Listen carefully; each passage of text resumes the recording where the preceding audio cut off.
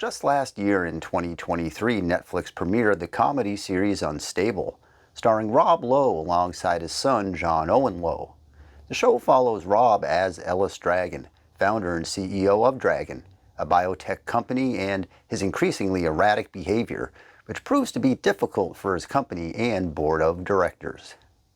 The show was a hit for Netflix and featured some excellent comedy from its cast, with one-liners and absurd scenarios flying from the screen in rapid fashion. So here we are a year later and Season 2 has just been released. Does the series maintain its comedic timing? What new shenanigans does Ellis manage to find himself in? Let's check it out.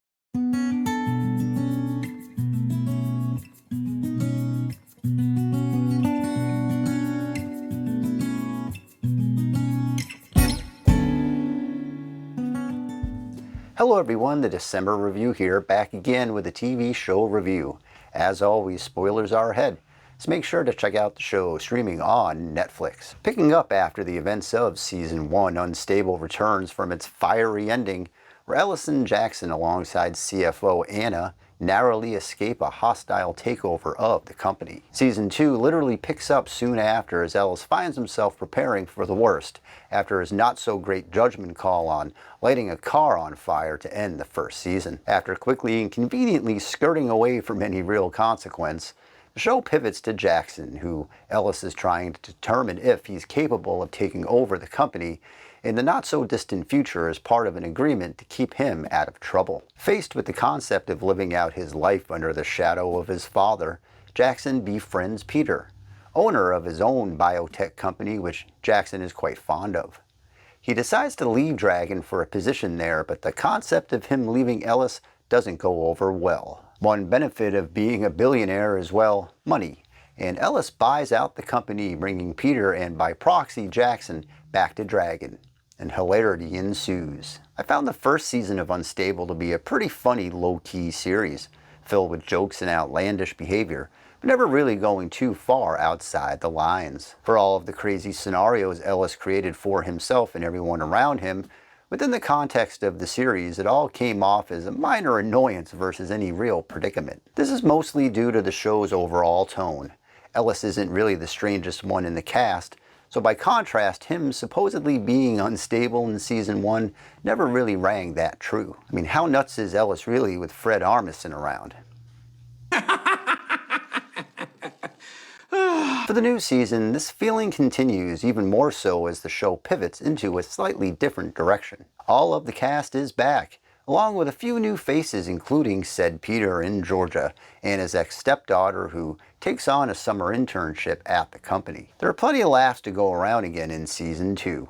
The constant stream of jokes manages to land with a high laughability rate. This alone makes the series worth watching, as it walks the line between The Office and The Odd Couple. The season is lean and quick with just 8 episodes on the docket and a runtime of over just 20 to 25 minutes each.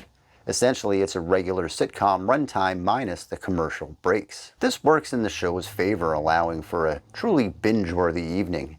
You can knock out the whole season in one night or a weekend and be entertained all the way through. The quick pace also is helped by not letting an episode stretch too far outside its premise, something a lot of current TV shows deal with. For as fun as Ted Season 1 is, for instance, things can get really out there when trying to take a sitcom into the 45-minute mark. Season 2 takes a bit to get rolling. I found myself enjoying the second half a bit more than the first, once the overall story arc started coming into view. The series works best when there's a seriousness around its absurdity. When the true conflict kicks in, so does the best aspects of the show. Season 1 highlighted this with the family dynamic and the unresolved issues for Ellis and Jackson after losing a loved one.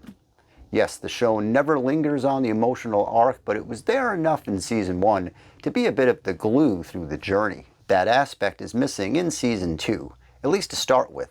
Things do eventually get there, and when it does, I can't help but wonder what these characters would be like if Unstable was a straight drama. And this cast could pull that off. Our 3 main leads here work very well together. Anna is the series standout for me. the voice of reason who always has to figure out a way through the madness while occasionally having to add to it. The real-life relationship between Rob and John parlays itself effectively for the on-screen versions they play here. There's a particularly great episode where the pair head off and wander into a convention, making up fake personas trying to avoid the real world for a while. It's probably the season's best, and it really hits on the best aspects of the show, all while setting up its excellent finale. Overall, Unstable Season 2 is a welcome return to the quirky series. It takes a little time getting its groove going, as I thought the later episodes were a bit more engaging. But the cast is great and the new additions fit seamlessly in. If you're looking for a light and funny comedy show, Unstable is a great pick for a weekend laugh binge. I give Unstable Season 2 3 out of 5 stars. If you like this video, please subscribe to the channel for more. And let me know your thoughts on the show in the comments section below.